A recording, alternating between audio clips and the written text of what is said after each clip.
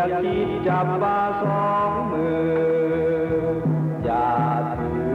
อว่าตนนั้นเก่งนักหนาหากหลุดไปเมื่อใดจะเสียเวลามือเดียวดีกว่าผิดมา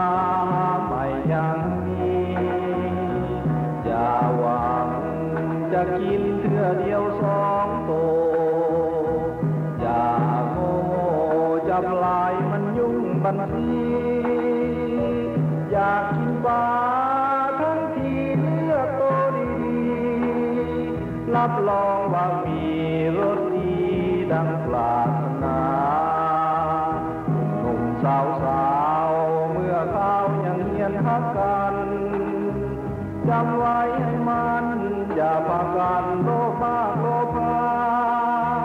เกิดถือมันสวยดินฟ้าก็สวยคงจะกายหน้า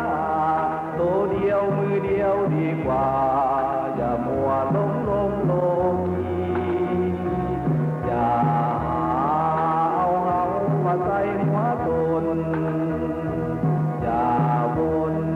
ลงไปหาเวทีอย่างมงา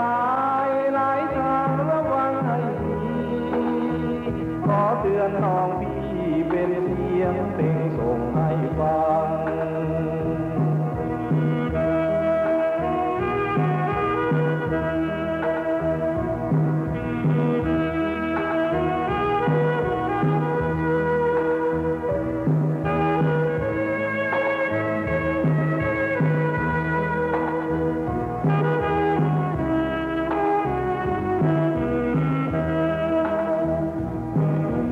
สาวเมื่อเขายังเฮียนฮักกันจำไว้ให้มันอย่าพากันโลภมากโลภาเกิดถือมันสวยดินฟ้าบ่สวยคงจะกายหน้า